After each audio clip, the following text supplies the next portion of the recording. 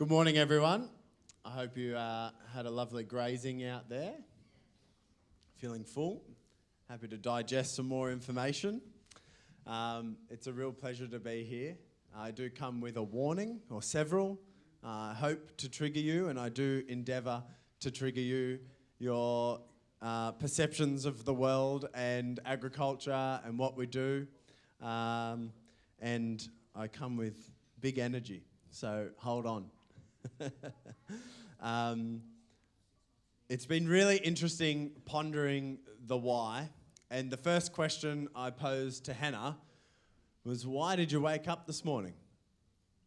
Can anyone answer that question?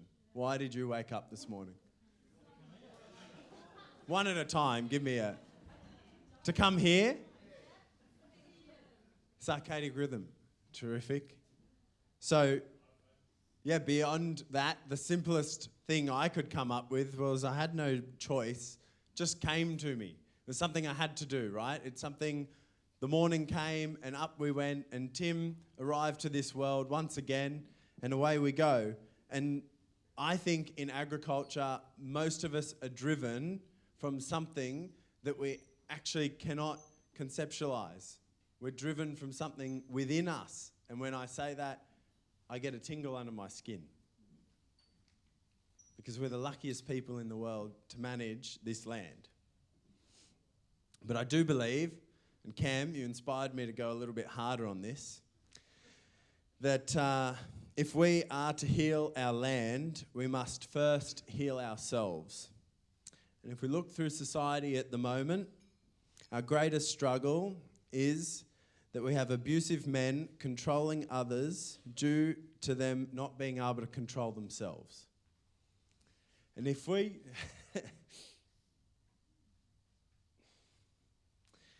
look through Australia's landscape, we are at the forefront of the result of that. Extreme landscape narcissism. And it's taken a fundamental change within myself as a young man, being shown how toxic we can be to endeavour down this life of regenerative agriculture, the way I manage myself, the way we manage animals, and then in turn, the way we connect to people and show love and share energy, which is pretty damn exciting. So it's an absolute pleasure to be here. So next question to you, why are you here today? I want to know more about you. Who's thought of it? We've been pondering, all the speakers have been here going, why? We've channeled our inner 5-year-old self, asking why about every little thing in our life. Why was Hannah and I, why were we working till 9 o'clock last night? Why did we go to the markets yesterday? Why did we drive here? Why are we always late? I know that. I've been diagnosed for that, so that's fine. So tell me, why are you here? Someone. Why did you choose to come here? I wanted to see how you went with your shirt. Thank you, Lee. Anybody? I'm photosynthesising. He's not. Thank you. Hi, everyone. I'm Cara. I did the holistic management course with Brian about 5 years ago, and life has kind of taken over, and I've drifted away from my holistic plan, my vision, and I'm here to be inspired to kind of reconnect with that again. Oh, awesome. Thank you. Cheers. Everyone else just come for the lunch? Someone else must have it. Yeah, it's a long drive, Martin, but it'll be a good lunch. I always like to be remembered, so if you don't say something, nobody will remember you. The bit that I'm interested in is how we've ended up with so many paddock-to-plate type producers being put on by LLS. That's pretty cool, because every time I look at doing something with LLS, they just won't take any notice of me. So I'm here to take notes on that. But otherwise, it's pretty cool when you're on first name basis with 3 of the speakers. That's cool too. But like we got places to go with this whole thing, you know. And if we're not in it and doing it, we're not going to get where we need to go. And it's big. That's the challenge to everybody, is it's so big. And to be holistic in the big picture, it's, there's a lot to it. Thank you. How Mr. great. Bradshaw, why are you here? I'm not smart enough to think of good things myself. Beautiful. How great's that? Be the dumbest person in the room. That's what Hannah and I strive to be and strive to do throughout business. So I love that. Thank you very much. That's what we want to do. So we may as well introduce ourselves. My name's Tim. My partner Hannah down here. We own and operate the food farm. And it is an absolute pleasure to do it together. And I was only thinking just before that Hannah is the embodiment of Mother Nature herself in our business and brings a hell of a lot of power and also PowerPoint skills. So aren't we lucky? Where are we? So we're based on the New South Wales Central Coast in the Yarramalong Valley. We lease about 6 farms. We lease $45 million worth of land. And we will potentially never own that, but never say never, right? There is a tiny little percentage. 500 acres of that is Crown land, which is super exciting. It's one of the most environmentally sensitive and significant pieces of land on the New South Wales Central Coast or the east coast of Australia, and it has the highest calculated bird species and most diverse bird species in New South Wales on that piece of land, which is pretty amazing. We meet people from all around the world who come to that Crown land to observe birds. Birders, any birders here? Great. Look, you're all fantastic people that have the most incredible knowledge about things that I know nothing about. So I really appreciate that, and it's always such a pleasure. So what do we do? I'm working from that circle. I'm going back in, but I want to spend the most amount of time in the centre with you today. So what we do is we grow certified organic fed pasture raised chickens. I'm just going to flick through these. They're not necessarily in order. We create connection with the family, who is our community that we sell to. We do pasture raised eggs. We have 1,500 egg laying birds. We process 2 bodies of beef, grass fed and finished, every week in our on-farm butchery. And we lease a hell of a lot of land. And we engage with sort of a few thousand people a week through our social media. We have 10,000 followers on Instagram. We run on-farm events. And, we love what we do. This was our first chicken caravan. Had 150 birds in it. It came with a maremma, who was a terrible maremma. If you wanted to be a chook farmer, it was a job lot. Never buy a job lot off a pasture-raised poultry producer. It's a trap. And we drove that with stolen number plates, 8 hours from Maruya. And by the time we got it home, the bearings were smoking, and it went into the paddock, and away we went. And we paid for that chicken caravan out of that event that you saw just before that, which was a dig your own potato day. It was the start of the food farm, essentially, where we planted probably a stage worth of potatoes. We'd never farmed a potato in our life. And we put it on social media, and through our local harvest festival, we got flooded out the week before the event. So we pulled out of the harvest festival. And then we'll put on our own 2 feet, and we had to host the event ourselves. All the other farms had already done their day. We had 4,000 people turn up. We had 4,000 people who wanted to get dirty, put their hands in the land, and buy a $5 sack of potatoes. Now, the trick was, obviously, a stage full of potatoes wasn't going to please 4,000 people. So, before we were really, this was before our regen mindset, this was our connection mindset that really brought things on. We went out, we bought a bin of potatoes from the local produce store the day before. We got the old conventional tiller out. We tilled up another stage worth of potatoes, and then we threw them out on the ground. And lo and behold, no one knows how potatoes grow, and they thought that was just terrific.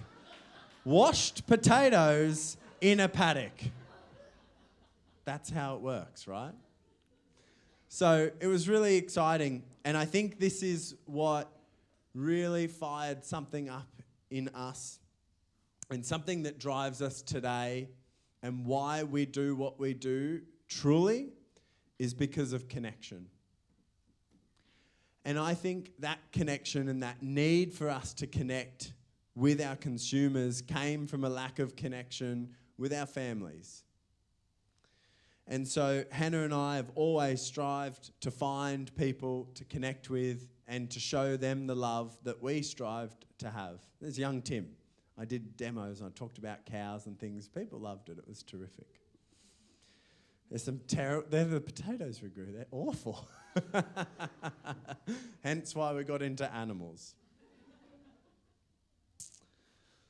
So how do we do this? How do we do the food farm? How do we make a business work? Well, we sell online. We've just launched a new website, and at the moment that's a growing space. We courier out our meat, which is killed freshly every week, out to New South Wales, and we're about to go Australia-wide. The online space is super exciting. It's also daunting, and it's incredible what people think, and it comes back to connection all the time, that they think we're able to, they'll put an order in on a Wednesday and they expect it to arrive on Thursday. And I take great joy in telling people the whole process of how I have to collect the chicken, kill the chicken, collect the chicken again, bring it back to the farm, wrap the chicken up in plastic, send it to them, and that cannot happen that quickly if they want truly ethical and fresh food. So we keep coming up against this realization of disconnection, even though we're some of the most transparent people you'll find on Instagram telling people how their food is produced. We sell at Carriage Works farmers markets, where yesterday we served 385 people in a matter of 5 hours. Through that market, it's pretty remarkable. It's about 60% of our business, which is pretty exciting. We have a team of 3 wonderful people who help us sell there. And then after that, we go to Gosford Farmers Markets, which is a local farmers market. It's been run today by some people who work for us, and we sell to our local community. So the Carriage Works Farmers Market's about an hour and a half away from home, and then then everything comes back. We go to Gosford on a Sunday, and then after that, our produce goes into our self-serve, full honesty system, roadside farm shop. We had an article in The Land last week about that, which was pretty cool that they picked it up. So our farm shop, I don't think we've got a photo of, oh, we do. I'll find it in here somewhere. Our farm shop funded our holiday over Christmas because we had a freezer, a walk-in freezer, which we call the Doom Room. It's all our mistakes essentially, and that's the real trap of having freezers on farms. Unless you are a frozen product, for us we're fresh. We just put all our mistakes into the freezer and hope to sort of come up with a solution for them. So our freezer was getting full, and we had a little hut that we could turn into a... it'll come along here somewhere. Anyway, we'll come... there it is. We're squeezed in there somehow. Anyway, so our little hut here paid for our trip away for a month away, and it was all what we would have seen as waste. So we've got a freezer in this tiny little hut on the side of a road that is never locked up. It has at least $1,500 to $2,000 worth of meat in it at any one time. And when we did it, we were told we were absolutely crazy. And we are. totally agreed with them. Yes, maybe we are absolutely crazy. We had people that had tried farm shops and things in the valley before that, and they would stop and say, well, good luck to you, and almost laugh at us in our face. This farm shop, very humble little thing, is going to turn over $100,000 this year. And that's because we're connected with our consumers, we're connected with the family, and people yearn for trust. Because it is something that society has completely lost. And as farmers, we are trusted by all of Australia's consumers to grow their food, to literally either provide them health or provide them disease. And as farmers, I think we're some of the most untrusting people in society. We think everyone's out to get us. We think weeds are trying to kill us. Everything's after us in our mindset. And so it was a really freeing moment to just put this there and hope for the best. Realistically, we had nothing to lose because at the time this was where all of our leftovers were going. Otherwise, we pretty well gave it away to people. So it's been a beautiful thing. We've filled a whole book of notes from people. They fill out a note. They do the stock take. We have lost $30 out of the cash tin. I think that's pretty good going. And you know what? It was a really great moment of realizing how you're going, to take this. We still don't have a camera in there. There's absolutely no security because I don't want to know who stole off me. It actually doesn't matter. They haven't come back. They didn't steal any food. They can take as much money as they want. Don't take the food unless you're going to eat it with your family and enjoy it. So it's been really amazing. And that is one of the main ways of how we sell what we grow. Now, I did want to speak to a few whys with what we do. So we feed certified organic food to our meat chickens.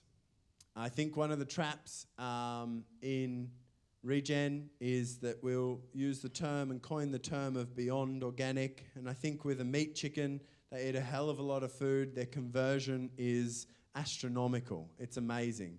And so we really see that it's incredibly important to have that really clean grain going through those animals. And that has really served us as we won a champion medal with our meat chickens and then went on to the final 6 out of 6,000 food products in the President's Medal at the Sydney Royal Easter Show, which is pretty remarkable for a humble regen ag business to come across $15 million companies that were 5th generation, feedlots, and our humble chicken that's raised under second-hand corrugated iron got up there with those products. And it just shows that we can reach that caliber and really put conventional farming and food production on its toes. So that's really exciting. With our eggs, they're in caravans. The chooks are moving around, flocks of 500,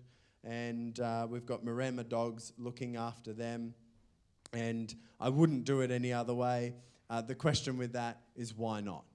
Why aren't we all doing that? Why aren't we selling eggs? But a few things in that is we position ourselves as some of the most expensive regeneratively farmed food in Australia. And that's because we do also have a focus on making a profit. Because if Hannah and I can't live a life of happiness and freedom through a level of financial wealth, it's definitely not sustainable. So we do really need to focus as farmers as becoming more profitable. And if that is charging more and finding your people, I think that's really important. In the direct marketing space, we find a lot of farmers going to battle with highly scaled companies like Coles and Woolworths and trying to be cheaper with them, thinking that they can do it cheaper and chasing themselves to the bottom of the line and going broke and saying it was too hard. We don't just have one demographic of family member.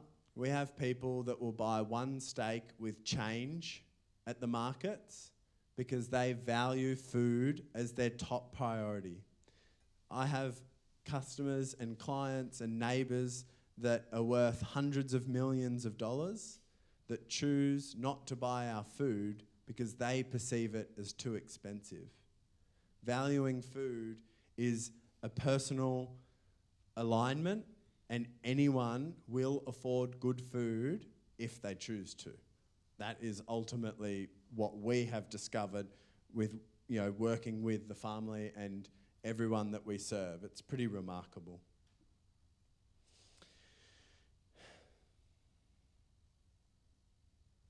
So why do we do it?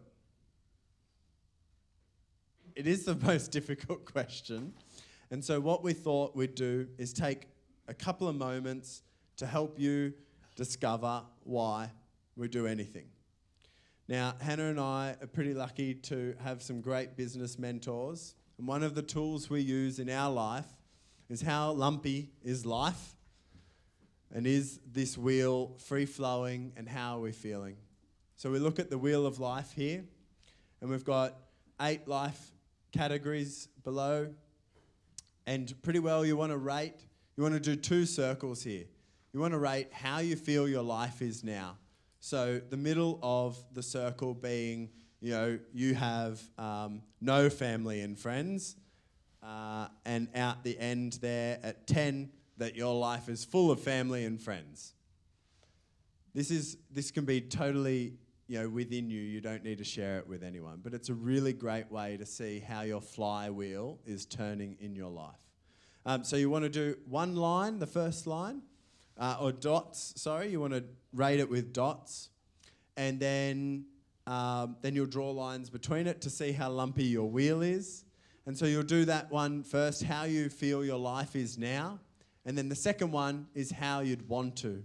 And then we're going to go about discovering why our life is the way it is, and why the hell aren't we doing what we need to make this a smooth wheel. So I'm going to give you just 5 minutes to do that. And I think this is a really wonderful example, and coming back to where I started this talk about if we don't heal ourselves, we have no chance to heal our land. And in all of us, I truly believe there's something we can be working on, which is super exciting to look at personal growth and spiritual or self-time. I'm not a man of religion, but the amount of spirituality I have found through connecting with land is absolutely incredible. So I've been seeing a psychologist for 2.5 years, every single Wednesday for the last 2 years. And unfortunately, my time with him ended last week because I'm just not that messed up anymore. And so it's time for me to move on. But that personal growth would have been one of the lumpiest parts of my life back in the day. And family and friends are probably the biggest divot. But a huge part of that for me has actually been letting people go in my life. And I'm actually quite comfortable with where that is. Because I have people around me who truly align. I honestly feel that the family is most of our family now. They're a community around us who truly support us. And that's what family should be. Not people who question you about where you're going with negativity or anything like that, in my opinion. Relationship and love. Hannah and I should probably spend more time out of the office and the paddock and having a little bit more fun together. Career, I feel very good about that, but it's something that I never envisaged my life to look like when I left Tokal Ag College many years ago, completely brainwashed with how farming should be. And I'm really grateful for that journey of my life. Finance, we're doing all right. We've got money coming in, we've got money going out, money's flowing. We can always do a little bit better with our money mindset and how things are looking. Health and fitness, well, I'm in the middle there because I don't really try that hard, so I don't expect much from it. fun and recreation, well, that's life. I absolutely love life, and I think it's a hell of a lot of fun doing what we do. So does anyone have anything they'd like to share from that? Anyone super surprised with how their life is? Anyone excited to grow a part of that wheel to make life a little bit smoother? Anyone willing to share? Okay, no, that's all right. It's too much for Sunday. Cool. So I think that's a big thing to look at in not only why our wheel is lumpy, and also what we're running away from. So I wanted to share a little bit of the why of moving away from chemicals and some of the insights, and I guess some of the things that reaffirmed our current situation for us. For a time, Hannah and I, we put through a $3 million syndicate together to buy a turf farm. And we were going to turn it into a beautiful landscape eventually. Our idea was to use the profit of that farm to then move out of farming turf or topsoil to then farming people.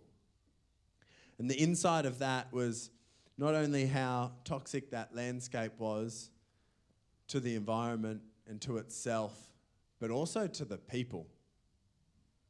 And that, went through to myself. It was one of our difficult times. So we put this money together, the farm got gazumped, but then we were asked to go and run that property for the new owners. And it was just such a beautiful insight. 6 weekly applications of pre-emergent spray, so nothing except for what you want to grow grows, next to one of the most significant platypus habitats in New South Wales, with absolutely no chemical regulation, off-label chemical use, which is okay because we've spoken to the department, and an incredible ownership of that land. And so a big driver of our why was actually really toxic in the way of going into regenerative agriculture, because it was a bit of a finger up to conventional ag. It was a bit of a runaway from, how the status quo is. And so going completely bare skin, no chemicals, we were really running away from a discomfort we had into regenerative agriculture. And we've definitely slipped up a little bit of the way on there. And those lumps and bumps we've felt about, not necessarily putting the right inputs or the right effort into things as we've grown a business, always learnings, and they're very exciting. So sometimes we're driven into things from a negative place, which end us up in such a beautiful why, which again, I'd love to reiterate in the fact that the reason we do what we do and continue to grow and connect our business with people is truly just for something better. It's a higher vibration through ourselves, through those animals that we kill and take their lives very consciously, and we give that to people. So we truly do it for connection, and that is health. So a few anecdotal things that we discover is we had a beautiful call from someone a month ago with a chronic illness. She'd been in bed for many months. She came across our chicken, which has one of the lowest heavy metal loadings in Australia. She silently checked every chicken in Australia, which was kind of weird. She bought our chicken and sent it to a lab, and she'd sent everyone's chicken to a lab. We had the lowest heavy metal, and whether it was a placebo effect for her or what have you, she believed that our chicken helped her get out of bed and start walking around her house. And that did happen. She wasn't lying to us. No one rings you to give you that kind of feedback because it's bogus. But the ability for this food and the energy that we expel through our landscapes and through those animals and through that death consciously really can transfer incredible energy and transform your lives. Regenerative agriculture and moving away from feeling like I had to control an uncontrollable beast such as nature and landscapes has given me so much freedom and the ability to surrender that I've become a much healthier person, in which case I've been able to transfer that health through all sorts of people. Being open-minded and able to share my mental journey has been really important, and a down-to-earthness about it, not from a high horse place. Telling men that they can get help and they can help others is really, really amazing. And so I guess ultimately what I came up with was, why not do this? If you don't need to make a profit out of your farm, why not do this? If you do need to make a profit out of your farm, why not? There's a hell of a lot of people in conventional agriculture losing a lot of money doing what they do. So you've got a choice. Which way do you want to lose money? I think sometimes we get caught up in wanting to blame someone for the things they've sold us or the whatever they've done. One of the most freeing things that we can do as land managers is take full responsibility and just allow ourselves to fail as nature intends, and we'll feel a lot better about it. And so exploring our why has been a very nuanced and exciting week for me, or a couple of weeks. And I hope these tools have helped you. And ultimately, our why is to come to groups like this, to connect with our family online, through the markets, and really just change lives in whatever way we can. And at the foremost of that was changing ourselves. Thank you. I think we might have a couple of minutes for any questions.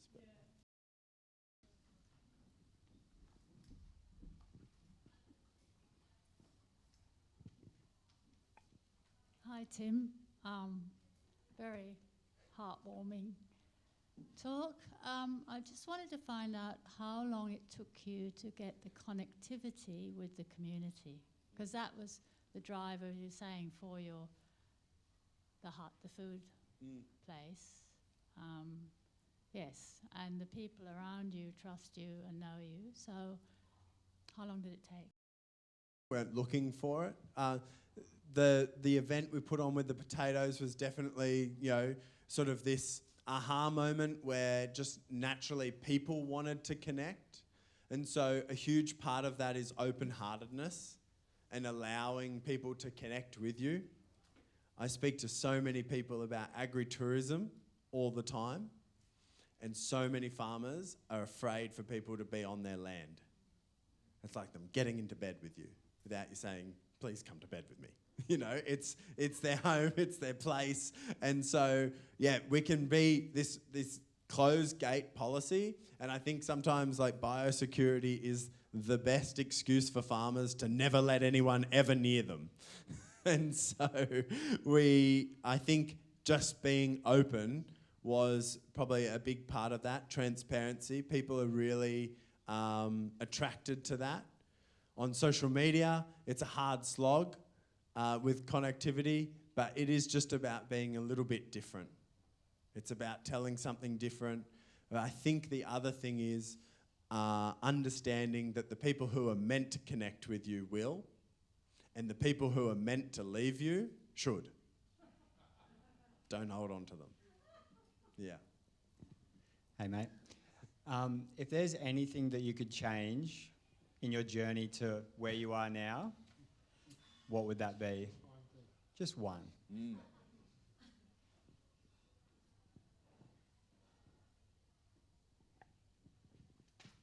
That's the hardest question to answer because, there's an egoic side of me that says nothing. It was all somewhat meant to be to get here. I think on a true business case, it would have been being more literate. I live with dyslexia, peer-reviewed ADHD, and I really struggled to get down onto the numbers and truly understand what profitability looks like in this.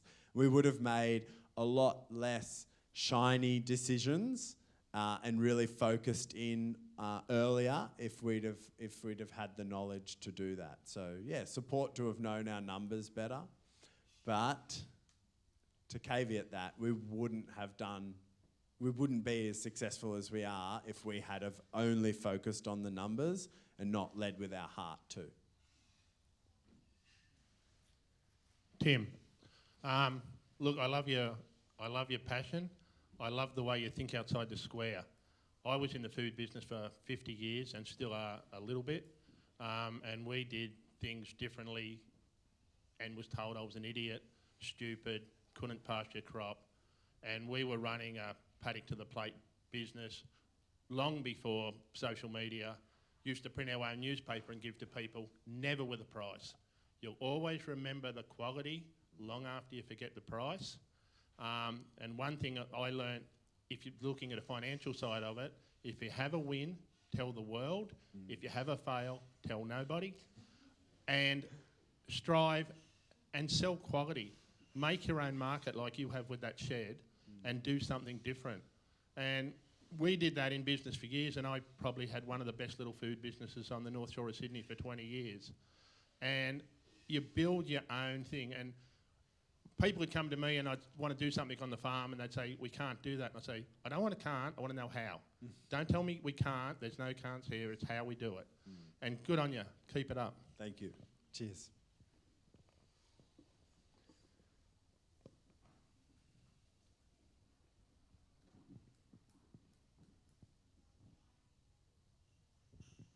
Yeah, thanks very much. I just was interested in how you and Hannah and your team intentionally connect, discuss your whys, revisit your goals. How do you actually physically do that in terms of throughout the year, and do you plan for it and that sort of thing, and how do you organically do it as well? Yeah, terrific. So Monday, we've got a really small team. We did just recently hire someone to help with our business management, and they assumed we had a team of 15 people. That was wrong, but it's something to aspire to. So we have a full-time butcher, we have an egg collector who does 4 hours a day, and then we have a meat packer for 2 days a week, and then we have our casual market staff. So realistically, our full-time butcher is our main port of call. Whenever anyone comes into the business, they're shared our values and our goal so that they can be driven by that, hopefully. And then they're obviously shown the farms as well. So we do quarterly meetings. We'll do an annual planning meeting as well. And then we do Monday morning meetings with Blake, our butcher. And they just generally, every meeting starts with gratitude. And what was the biggest win for the day? If you can't start with positivity, you're not going to end with it, and you're not going to drive that forward and that passion. And it's a really great way to connect in with where someone's vibration is. If they're really struggling to think of something that they're grateful for, especially if you've been doing it for 20 weeks, you can really check in with someone there. And it's also great for us to be able to give gratitude to our staff and that sort of thing. But it is, at the moment, because it's really driven by Hannah and I's passion, getting their buy-in to our future and what it looks like is going to be a forever changing place. So yeah, does that help? Does that answer your question? Oh, yep. Yeah. Yeah, that's great. So I think, rightly or wrongly, originally in the business, it was driven from unhealthy places of wanting to be seen, wanting to be bigger, wanting to be better, really competitive nature between us to get to where we are. And now it's really driven by how we're going to give back, how we're going to bring the right people into our business. It's fundamentally driven by profitability and the ability to do this.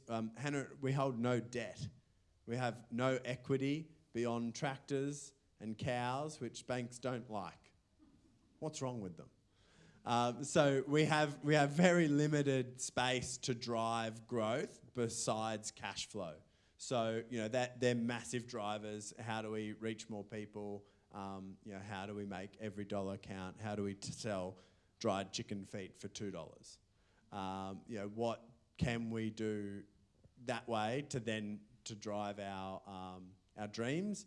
And I think our next step in terms of reaching our goals will be a matter of open-heartedness and letting the right people in to invest as we want to build a restaurant and an open farm, other experiences on a property, and then eventually buy said farm as well. So we have been very closed off to help because of a few burnings along the way, and then we've had to do a lot of personal growth to then be able to accept that help.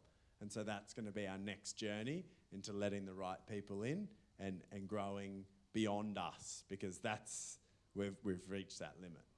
Yeah. You touched on it just briefly there, but you don't own anything apart from a 1992 Corolla, which is in very good condition. But can you just, as land gets dearer and dearer for a youth trying to get into it, did you deliberately come into not owning land, or did you aspire to owning a farm? And how does your lease model work roughly? Mm-hmm. Yeah, cool.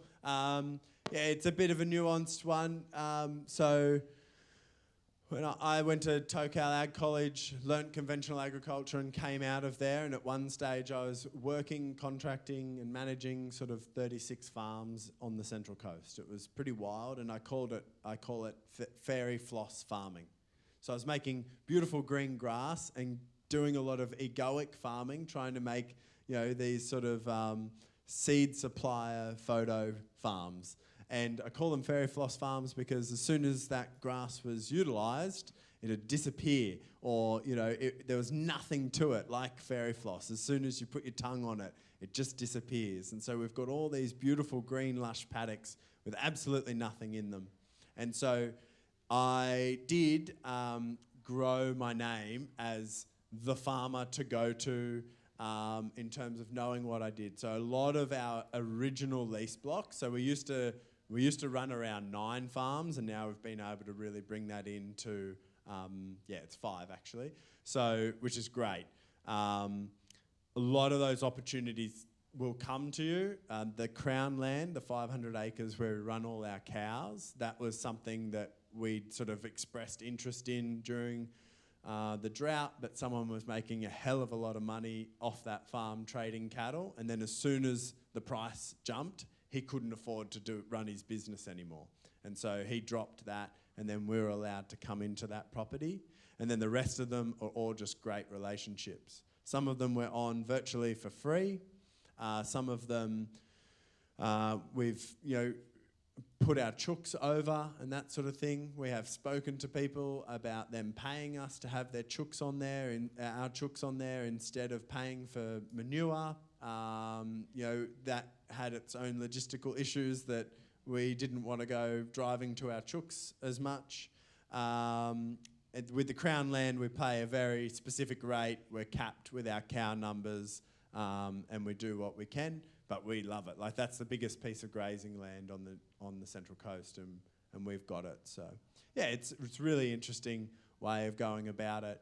But one of the big things that we keep telling ourselves is, if you lease land, your impact is infinite. If you put yourself into a mortgage and you have that, and we've seen a lot of farms do what we do to try and survive on a very small space, it's very hard to look over the fence at the opportunities, whereas for us, those opportunities are endless. Yeah. I think we've chewed up all that time there, Hannah.